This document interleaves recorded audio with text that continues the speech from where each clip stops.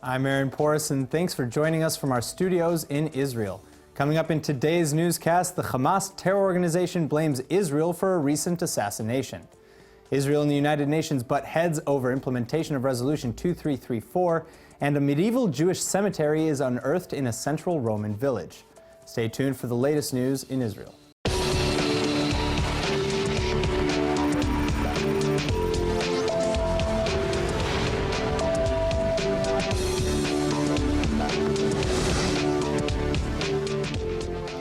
Several thousand Palestinians participated in funeral protests over the killing of a convicted Hamas terrorist who was assassinated in the Gaza Strip on Friday. Even though Jerusalem isn't commenting, Palestinians are attributing responsibility for the death to Israel.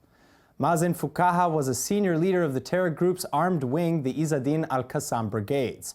He'd been sentenced to life plus 50 years in prison after an Israeli court found him guilty of planning a suicide bombing aboard a bus in northern Israel. 9 people were killed in the August 2002 attack, and 38 others were wounded. Fukaha was released from prison in 2011 as part of a prisoner exchange deal, and since that time he's returned to terrorist activities. Newly elected Hamas chief Yahya el-Sinwar and many armored gunmen gathered outside the Gaza mosque, where Fukaha's body was brought for a final prayer yesterday. Hamas maintains that only Israel would have had something to gain from the death, and is vowing retaliation. أعتقد أن هذه هي عملية اغتيال كاملة الأركان بالشكل والمضمون، والمستفيد الوحيد من عملية اغتيال هذا المجاهد لا توجد جهة إلا الاحتلال، والجهات الأمنية تتابع وتدقق في الموضوع. ننتظر ما تسفر عنه هذه التحقيقات، لكن نحن نقول لا جهة مستفيدة من اغتيال أحد مجاهدي الشعب الفلسطيني إلا الاحتلال.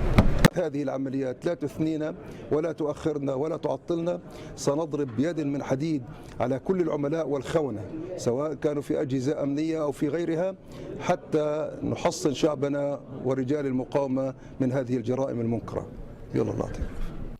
Hundreds of others marched in Fukaha's honor later in the day. His father made it clear he also blames Israel for his son's death and promised vengeance.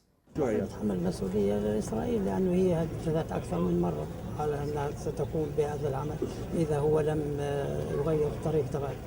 أنا حكوا بصراحة إنه مازن يعني بيصير بعمل خاطئ وبيتعرض للأمن الإسرائيلي، فإذا ما بطل ورجع إحنا أيادينا طويلة نطول أي واحد في أي مكان. Just before the weekend got out, the United Nations Human Rights Council adopted 5 more anti-Israel resolutions. Though the United Kingdom voted in favor of 2 of the 5 resolutions, both the United States and the UK criticized the international body for its extreme bias. The UK's criticism against the UN's bias comes in the form of a warning stating that we are putting the Human Rights Council on notice. If things do not change, in the future we will adopt a policy of voting against all resolutions concerning Israel's conduct in the occupied Syrian and Palestinian territories.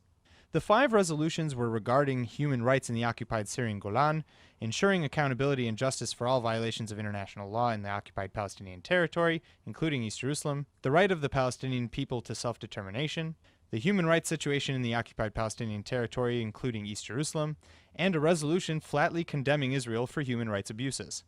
The United States and Togo were the only countries to consistently vote against all the resolutions. The UK's statements regarding the UN's obvious bias read in part that, quote, "Justice is blind and impartial. This selective focus on Israel is neither," end quote.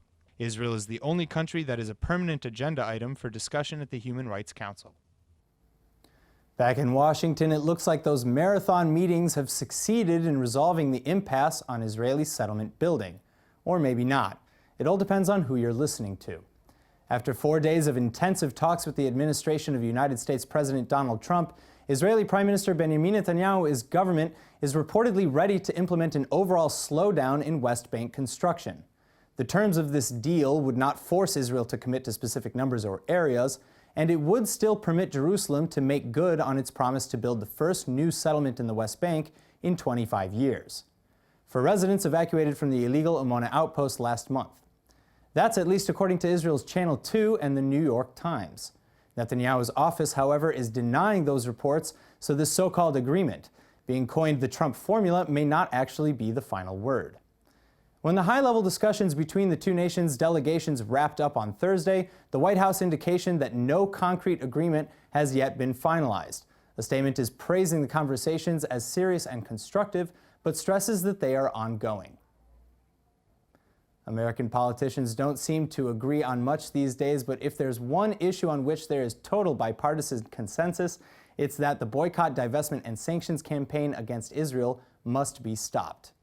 Both Democratic and Republican leaders in the House and Senate have introduced new legislation to penalize any foreign countries or international government organizations engaging in the hate movement. Once it's passed, the new anti-BDS law would impose fines on offenders, and the Export-Import Bank would also examine whether credit applicants have ties to the boycott campaign against the Jewish state. Lawmakers who've submitted the bill say the U.S. will not stand idly by when BDS tactics are used to isolate one of the nation's key allies. The legislation also formally states Capitol Hill's opposition to the UNHRC's declared intent of creating a blacklist of companies doing business with Israeli settlements. The latest efforts follow earlier Senate approval of two other bills demanding a halt in U.S. funding of the United Nations, until the UN repeals resolution that very controversial measure called all Israeli construction in the West Bank and East Jerusalem illegal. In related news, the UN's Middle East envoy has just given his first update on whether the Israelis or the Palestinians have paid any attention at all to the UN Security Council's demands outlined in Resolution 2334. In fact, the envoy's status report is pretty negative.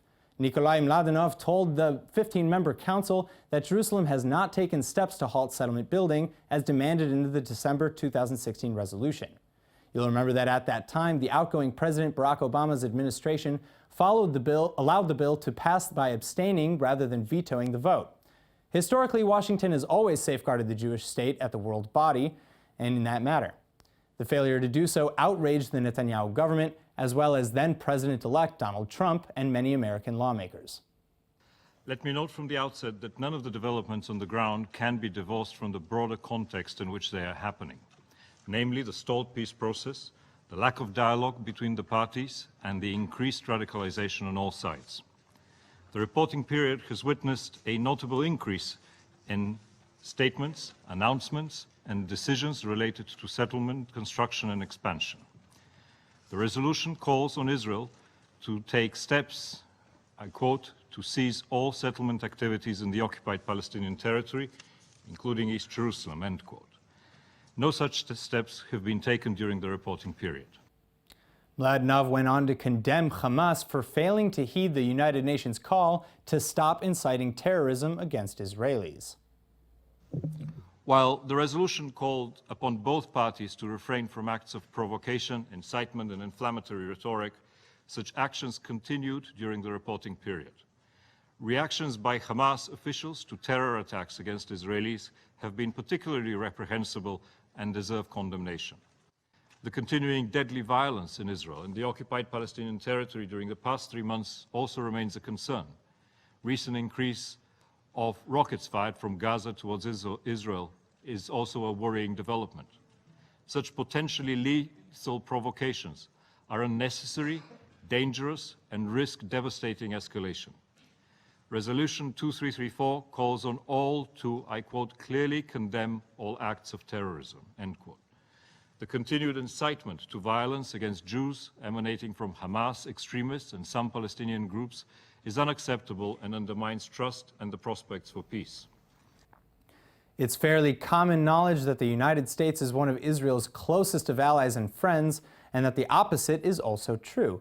But very few could have known how deep that friendship really goes. While the director of publications at the Jerusalem Center for Public Affairs, Lenny Ben-David, gave ILTV's Steve Leibowitz a sneak peek into those bonds that he details in his amazing new book entitled American Interests in the Holy Land Revealed in Early Photographs, 1840 to 1940. A lot of surprises. Even the fact that I wrote this book was a surprise for me. Because when I was looking for a document, since I'm a policy wonk, in the Library of Congress on Jewish settlements, up popped an item that said, Jewish settlements and colonies. I said, what? What's a Jewish colony? It turns out that the Library of Congress had digitized 20,000 photographs, many of them taken in Israel, in the land of Palestine or Eretz Yisrael. Subsequently, I discovered that libraries around the world were digitizing their photographic treasures. I went after those treasures, in many cases enlarged them, and found many surprising things about the U.S. and the U.S. relationship to the Jews of the Holy Land. And that's what the book is about. From 1840, basically, Jews were making pilgrimages to pre-state Palestine and leaving their mark here? Not so much Jews, although, and there aren't photographs of many of them, but American Christians and tourists. Mark Twain. Mark Twain, writers, politicians. Ulysses Grant was here. Most important testimony came from Lincoln's Secretary of State, William Seward, who was here twice, wrote a travelogue, and he described the Jewish community of Jerusalem. He, in fact, went to the Western Wall, he called it the Wailing Wall, for a Friday night service where somebody, we call it here in Israel, chapped him. They grabbed him up and took him to a synagogue. The vivid description of the synagogue makes it clear that it was the Horva synagogue. He discusses the Jewish community inside Jerusalem, and he gives the population count as 1/2 Jewish, 1/4 Christian, and 1/4 Mohammedan. So there are pictures here showing everything that I've written. The photographs are the best witnesses, silent witnesses, but nevertheless witnesses. And so the book, with 25 chapters and 100 photographs, will document everything from 1847, when an American sea captain journeyed from the Sea of Galilee to the Dead Sea and described the Jews that he met along the way, to Mark Twain's visit, to Grant's visit, just hundreds of fascinating stories that people are not aware of.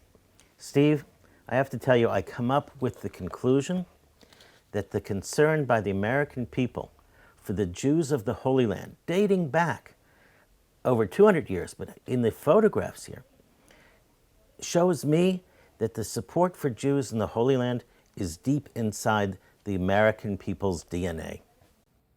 Prime Minister Benjamin Netanyahu and Finance Minister Moshe Cajon are scheduled to meet later this week, marking the first time that they'll have met in over a week, where the two political leaders are currently feuding over the future of the Israeli broadcasting company. However, it doesn't seem that either party is willing to compromise, and the Prime Minister is still threatening to call for early elections if he doesn't get his way. Cajon has vehemently opposed closing the IBA, saying that doing so would be a waste of funds, whereas Bibi wants to replace it with a different broadcasting company that would likely have less editorial freedom. Last week, Israeli media reported that the company's decision to hire veteran news anchor Geula Evan had greatly motivated the Prime Minister's decision.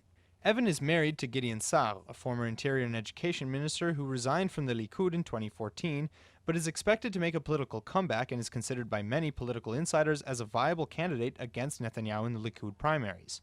As of yet, Netanyahu hasn't scheduled updated Communications Minister Tzachi Hanegbi or Tourism Minister Yariv Levin in regards to holding meetings, and Cajon has said that he hasn't spoken to the Prime Minister since last Friday.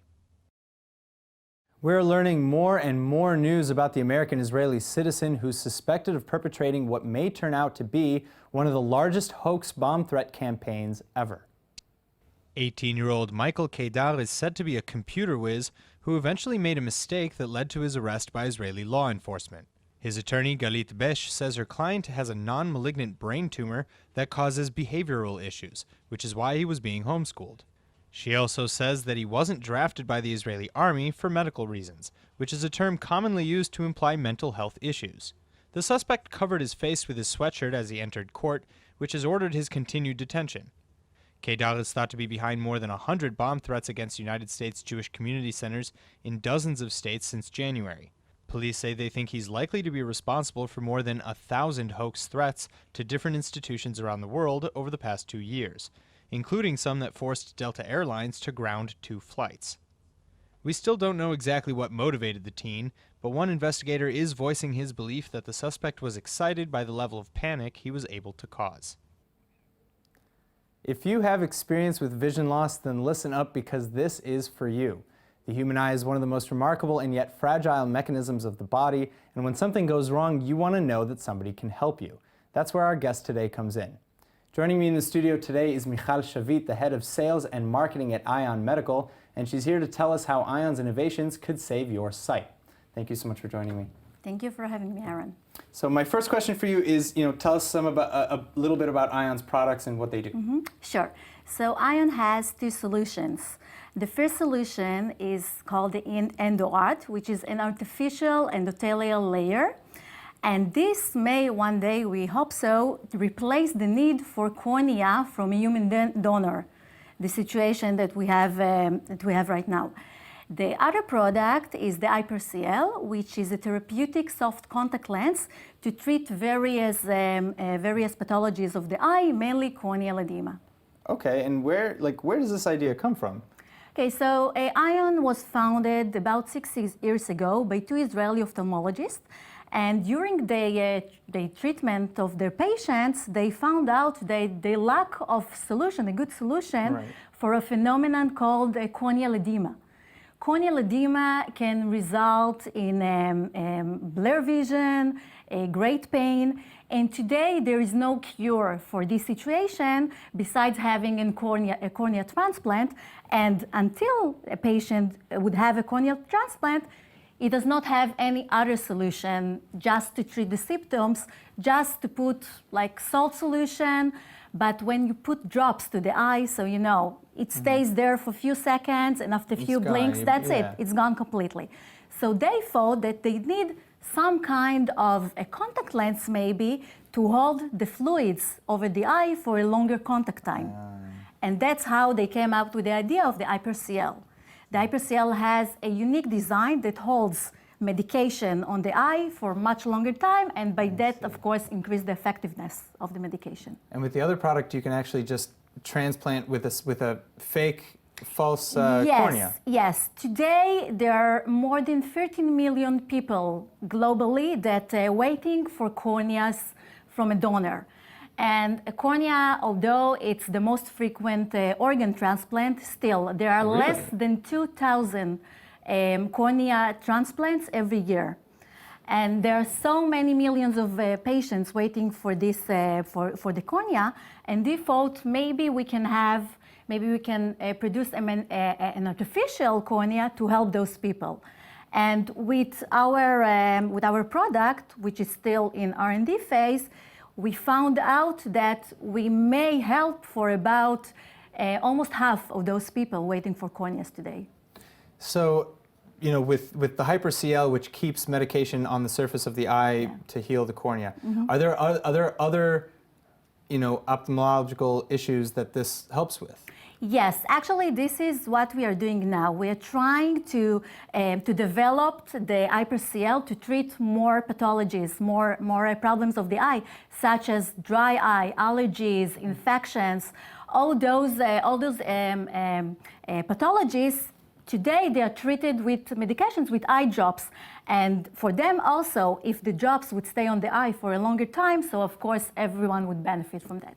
Wow, that's incredible. So, so you have two products. One of them you said is still in... Yeah, the HyperCL is already in the market. We have the CE and the FDA approval for Europe and the United States. We already sell the product. Wow. Yeah, in various countries. And with the endoart, we just concluded animal results, with very promising results, animal studies with very promising results. And we are going to start in the next few months. We are going to start the first-in-human study, first-in-human clinical trials to see how it treats human. So how do you go about developing a product like this? Where do you start? So it's all, it's the vision of those two doctors that really they saw the unmet clinical need of their patients, And they just thought, what can they do? What can they develop in order to help those people? And we have a great team. We have our CEO from the first day of the company, and R&D, great R&D team, and we're all together trying, to bring the best solution to the patients. All right. Well, I wish you the absolute best of luck. Thank you so much. Thank you so much for joining me from ION. It's been a pleasure. It's just been announced that archaeologists in Rome have discovered a medieval Jewish cemetery, and the discovered remains are sending out a message far beyond the grave. In testament of the harsh conditions Jews in the area were forced to endure between the 14th and mid-17th centuries. 38 well-preserved skeletons were unearthed in the central neighborhood of Trastevere. The location's long been called the Field of the Jews. Inhabitants of the area once belonged to the oldest Jewish community in Europe, and Jews can trace their presence in Rome to 2 centuries before the Common Era. Many were brought as slaves from the Holy Land after the Roman Empire conquered Judea in the year 70 CE.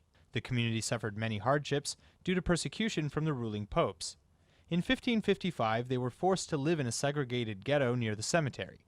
They had to pay extra taxes, wear signs on their clothes identifying them as Jews, and even attend church in attempts to convert them.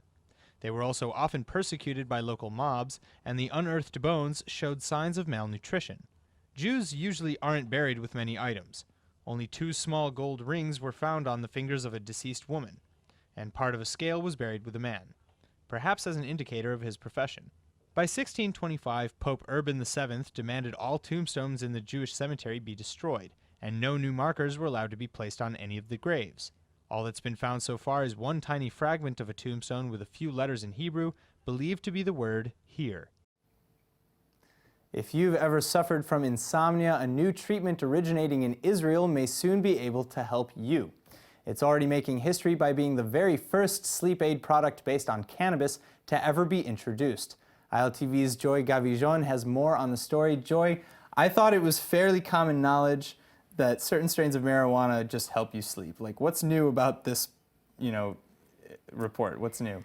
Well, Israel is believed to be doing more research on the benefits of medical cannabis, which is a substance that is still highly stigmatized in the world, in the rest of the world. So I think you'll be really surprised about what this new research could find. All right, let's check it out. Let's check it out. The Israeli accelerator ICANN is pairing up with the American Cannabis firm. The deal is expected to trigger an even bigger boom for the pharmaceutical industry in Israel. I bet if you try, you can even come up with their new product's memorable name, which is ICANN Sleep. It's made from pharmaceutical-grade cannabis extracts and administered in precise dosages through inhalers. That's far superior to existing medications that have to be taken orally, because that method is harder to control. Patent trials are expected to be completed soon, in time for the sleep supplement to be launched globally this year. And it's so phenomenal that scientists claim users will be drifting off to the dreamland in under 10 minutes. The Hebrew word of the day is brought to you by the University of Haifa, Hebrew Summer Ulpan, open to everyone. And now for our Hebrew word of the day. The week here in Israel has just begun, and for some it means it's already time for a rest. So today's word is lanuach, meaning to rest. Lanuach is important not just as a word, but as a healthy addition to your lifestyle.